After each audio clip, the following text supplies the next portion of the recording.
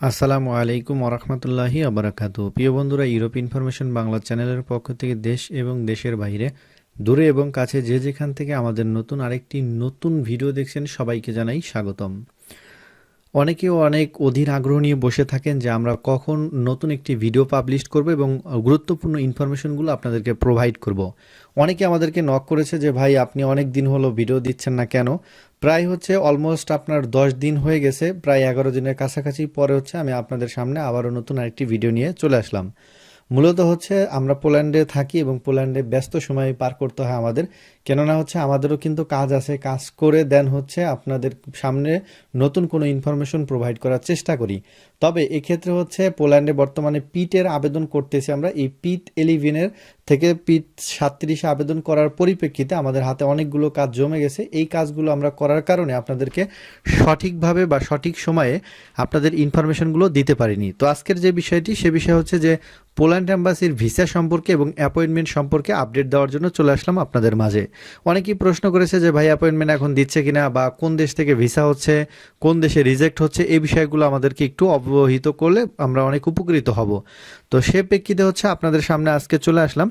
বর্তমান সময়ে আপনাদের একটি ছোট্ট আপডেট দিই, সেটি কাতারে পোল্যান্ড অ্যাম্বাসি দোহা যে অবস্থিত, কাতারের রাজধানী দোহাতে বর্তমানে কোনো ধরনের অ্যাপ্লিকেশন তারা অ্যাকসেপ্ট করতেছে না, এবং আপনি ড্র সিস্টেমটাও টোটালি তারা অফ করে রেখেছে। যেহেতু আপনারা জানেন ইতিমধ্যে জেনেছেন যে ইরান এবং আপনার যুক্তরাষ্ট্র এবং ইসরায়েলের সাথে যুদ্ধের কারণে দোহাতে হয়তোবা কোনো ক্ষয়ক্ষতি হয়েছে, বা ইউরোপীয় কনসুলার টিমের কোনো সমস্যা হয়েছে, যার কারণে তারা টোটালি কাতারের যে এই অ্যাপয়েন্টমেন্টটা টোটালি অফ করে দিয়েছে, মানে অনির্দিষ্টকালের জন্য। তারা হয়তোবা আবার সময়ে উপযোগী হয়তো 2 সপ্তাহ বা 3 সপ্তাহ, বা যুদ্ধের অবস্থা ডিপেন্ড করে তারা কিন্তু আবারও এটা ওপেন করে দিবে।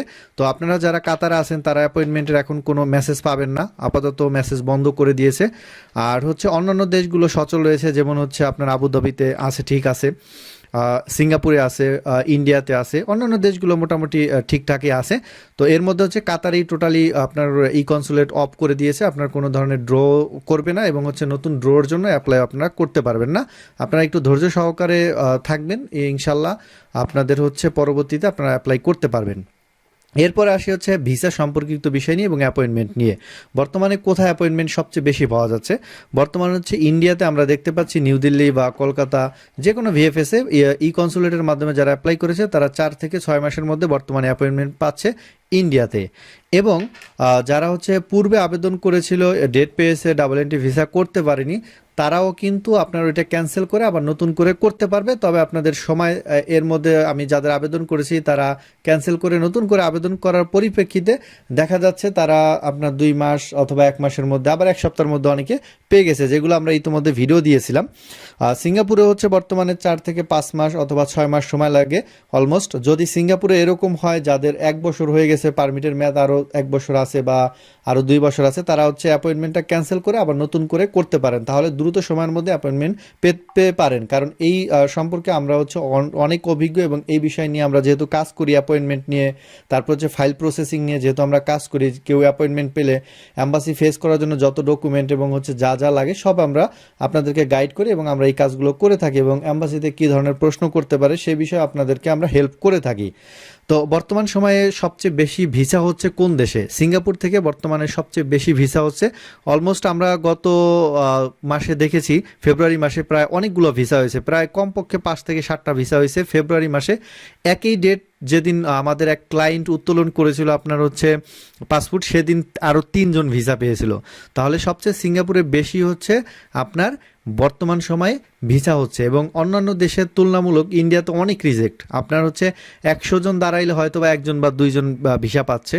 তারপরে আপনি ইসে বলেন, যেমন দোহা বা আপনার দুবাই বলেন, দুবাই তো দেখা যাচ্ছে বর্তমানে যাদের পুরাতন পারমিট, যারা 1 বছর পর অ্যাপয়েন্টমেন্ট পেয়েছে, তাদের ডকুমেন্ট ঠিক নাই, তাদের অনেকে রিজেক্ট খাচ্ছে। 8 নম্বর রিজেক্ট কোম্পানির সমস্যা, এবং 10 নম্বর রিজেক্ট দেওয়া আপনার আপনি এদেশে আসার পরে অন্য দেশে চলে যাবেন, এই কারণে আপনাকে রিজেক্ট দেওয়া হচ্ছে। সো এই বিষয়গুলো আপনারা খেয়াল রাখবেন যে ডকুমেন্ট প্রপারলি ঠিক থাকতে হবে। ঠিক থাকার পরেও আমরা অনেক সময় ভাগ্যের উপরে আপনাদেরকে ছেড়ে দিতে হবে, কারণ হচ্ছে পোল্যান্ড এম্বাসি অনেক কিছু ঠিক থাকার পরেও ভিসা দেয় না। সো এটা হচ্ছে অন্যান্য দেশগুলোতে হচ্ছে, মিডল ইস্টে আমরা দেখতে পাচ্ছি। সিঙ্গাপুরে ইন্টারভিউর মাধ্যমে হচ্ছে আপনার ফাইল জমা নেয়, এজন্য হচ্ছে সিঙ্গাপুরে ভিসাটা বেশি হয়। তবে উল্টাপাল্টা প্রশ্নের উত্তর দিলে তাদের ভিসা হয় না সিঙ্গাপুরে, আমরা যতটুকু এই পর্যন্ত দেখেছি। এবং স্কিল ওয়ার্কার যারা কাজ জানে তাদের ভিসাগুলো সাধারণত বেশি হয়। তো আজকের এই ভিডিওটি আমরা আপনাদেরকে বার্তা দেওয়ার জন্যই চলে এসেছিলাম। তো আজকের ভিডিওটা আমরা এখানেই শেষ করব। পরবর্তী ভিডিওতে আপনাদের সাথে দেখা হবে পোল্যান্ডের নতুন কোনো বিষয় নিয়ে, নতুন কোনো খবর নিয়ে।